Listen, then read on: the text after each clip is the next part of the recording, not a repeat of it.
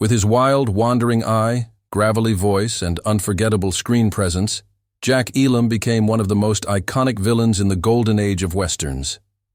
Whether playing a sneering outlaw or a grizzled sidekick, Elam carved a niche so unique that even A-list stars feared sharing the screen with him. But behind the scenes, beyond the bar fights and dusty saloons, there was a tension few knew about. A lifelong grudge, rooted in betrayal, bitterness, and something far deeper than professional rivalry. Jack Elam was known for playing the bad guy, but in real life, he reserved that title for one man in particular. A man who, according to Elam himself, deserved a lot worse than what the audience ever saw. Friends say Elam could hold a grudge like a knife under his coat, hidden but always ready. And when it came to this particular actor, Jack never minced words. He didn't just dislike him, he despised him.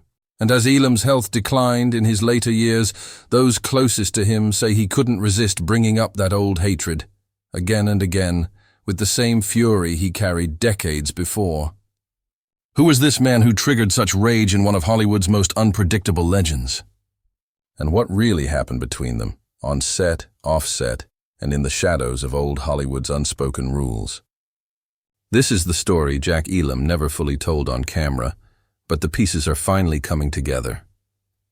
And once you see the truth, you'll understand why Jack Elam never forgave him.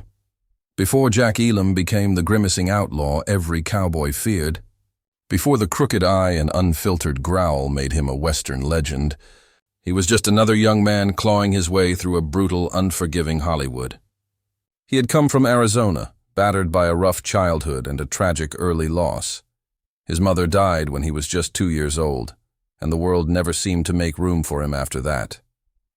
A bout with a childhood illness left him nearly blind in one eye, and as a young man, Jack bounced from job to job, from cotton picker to accountant, never quite fitting in.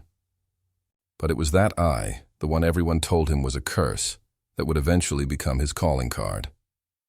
And when he landed his first few film roles in the late 1940s and early 1950s, Jack didn't try to fit the mold of the polished, handsome leading men of the era. Instead, he leaned into the grit, the danger, the madness. He played killers, drunks, schemers, men with no conscience and even less remorse. And audiences loved it. But Jack didn't, not entirely. Because while the cameras rolled and the paycheck cleared behind the scenes, he was treated as less than. Directors barked orders. Stars dismissed him. And one man in particular, a polished, studio-groomed actor with perfect hair and zero humility, made sure Jack knew exactly where he stood on the Hollywood food chain. Jack never said his name publicly, not once. But those closest to him, his stuntmen, his drinking buddies, the old cowboys who worked the B-movie circuit, knew the story. It happened on a set in the early 1960s, a Western that would go on to become a modest hit. Jack was playing, as usual, the villain. But this time, he wasn't just clashing with the hero in the script, he was clashing with the actor playing him. From the very first table read, the tension was sharp enough to cut with a Bowie knife. The star, arrogant and dismissive, rolled his eyes at Jack's lines, questioned the director's decision to give Elam more screen time, and even joked in front of the crew that Jack looked like a circus freak. Jack didn't laugh. He didn't speak. But later, after the shoot, a prop man found a fist-sized dent in the steel door of Elam's trailer. Jack had a temper, but it wasn't the kind that exploded. It simmered. And from that day forward, he made it clear. This man, this smug, spotless actor with the Hollywood smile and the hollow stare, would never earn his respect. Worse, he had earned something else, Jack's hatred. Not the passing kind, not a flare-up over a bad week on set. This was the kind of hate that calcifies in your bones. The kind you carry with you, scene after scene, year after year. Elam went on to work with some of the greats, Clint Eastwood, Henry Fonda, Lee Marvin, but he never brought that venom to any of them. Not even close. The ones who respected him, who treated him like an equal regardless of his crooked eye or outsider past, those men became his friends. But this one actor, this one moment, had poisoned something, and every time Jack was asked about his Hollywood experiences in interviews, he danced around the memory like a man stepping over broken glass. "There's some folks in this town," he once said with a thin smile, "who couldn't act their way out of a wet paper bag, but they sure know how to kiss the right asses. And while the world chuckled at the line, those who had been there on that fateful set didn't laugh. They knew exactly who he meant. And they knew that no matter how many movies Jack made, how many shootouts he walked away from on screen, the wound left by that one man, the one he never forgave, never truly healed. As Jack Elam's career stretched into the 1970s and 1980s, the Western genre began to fade from Hollywood's spotlight, but Jack never did. He aged into his roles like a rattlesnake in the sun, slower but no less dangerous. With his signature eye and cracked smile, he transitioned from villain to grizzled comic relief, bringing that same unpredictable energy to television series, late-night interviews, and the occasional surprise appearance that reminded everyone he was still a force to be reckoned with. But with time came reflection, and those close to him noticed that one name, always unspoken publicly, kept surfacing in private conversation. The man Jack had worked with only once, decades earlier, continued to haunt him like a shadow on the edge of every set.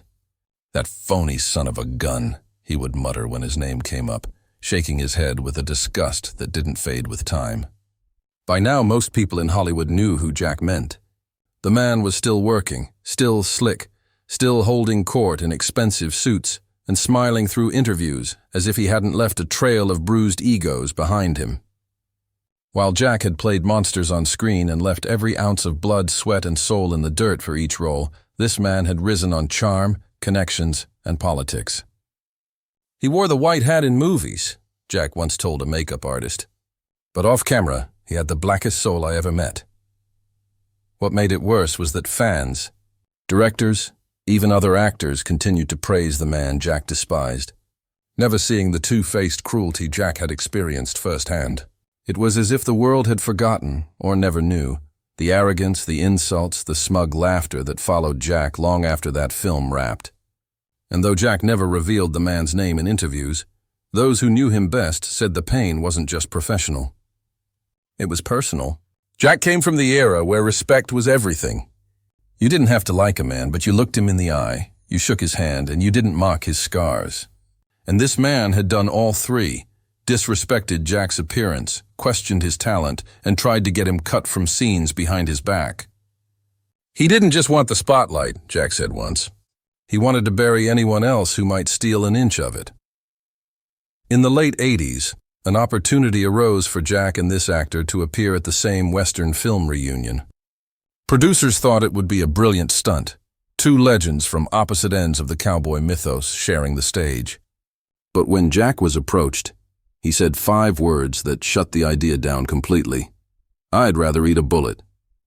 And that wasn't Jack being funny. That was Jack being honest. The producers dropped it.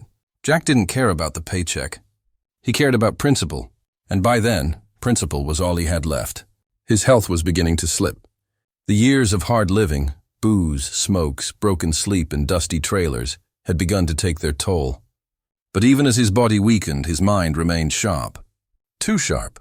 He could still remember the moment, all those years ago, when the man he hated had laughed at him in front of the crew, loud enough for the extras to hear.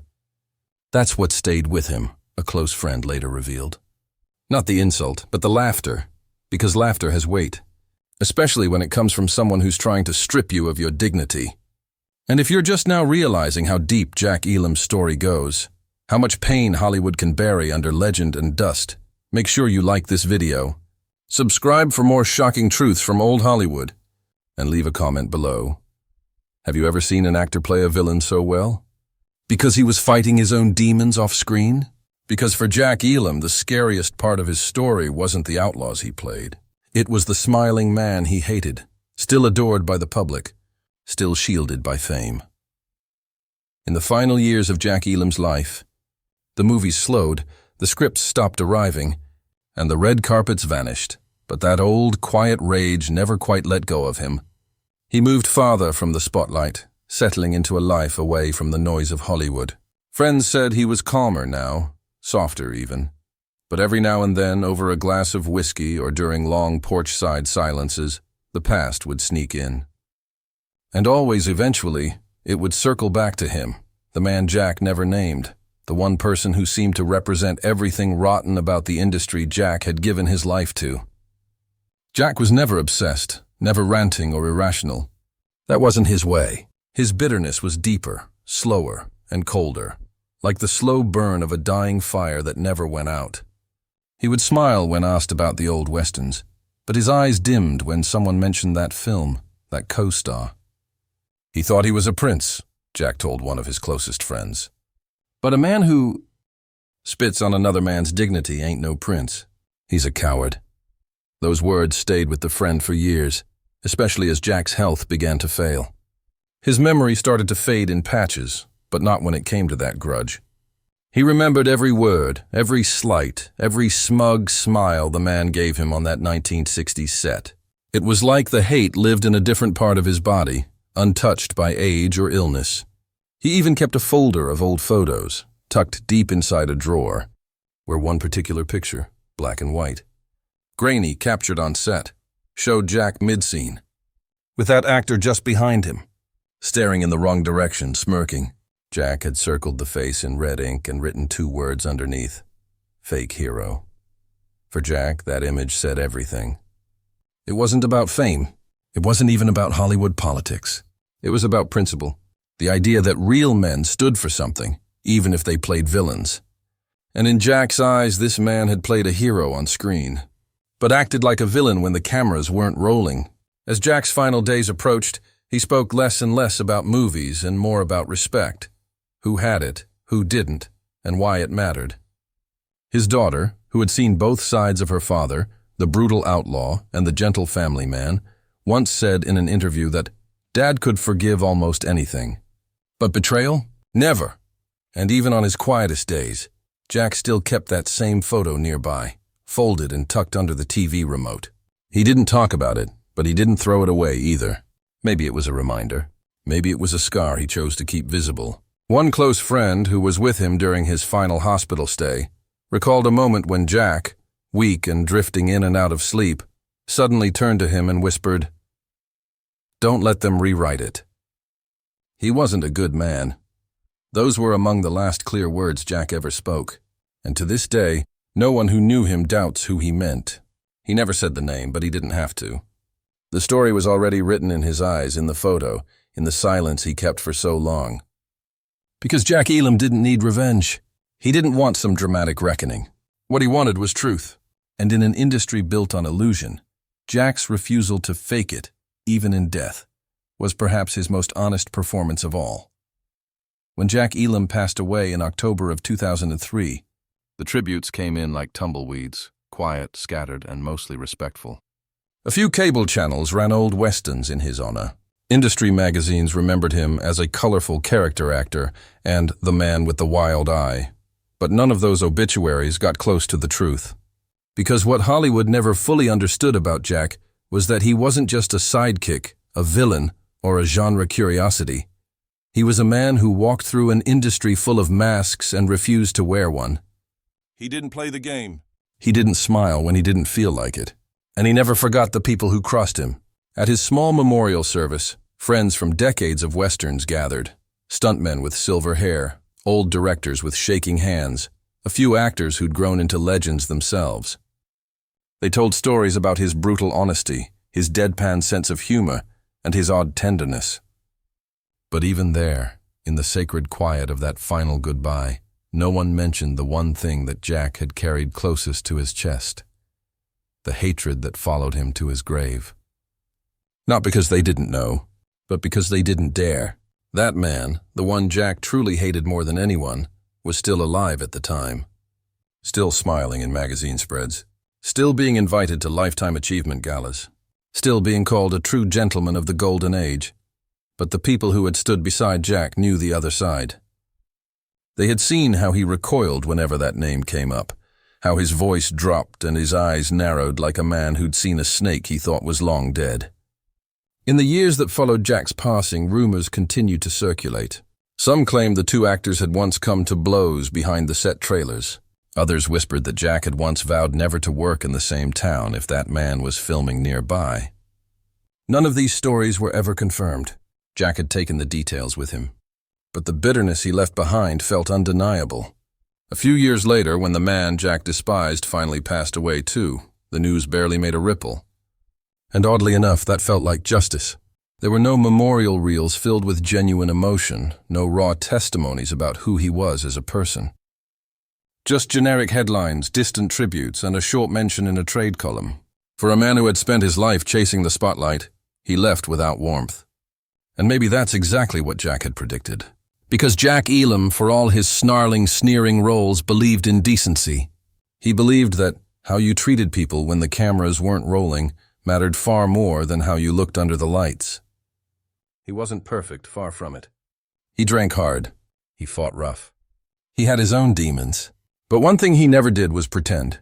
And that was the difference. In the years since, fans have continued to rediscover Jack's work, praising his unforgettable presence, and wondering why he never became a bigger star. But maybe that was by choice. Maybe Jack didn't want to play by the same rules that protected the man he hated. Maybe he preferred being feared, respected, and remembered on his own terms. One of his old friends said it best. Jack didn't just play the bad guy. He made sure the real ones never got away with it. And that's the truth no one put in the obituaries. Jack Elam's legacy wasn't just in the scowls, the drawls, or the dusty shootouts. It was in the quiet war he waged against a smiling liar who fooled the world but never fooled him. And in the end, that might be the most powerful role Jack ever played.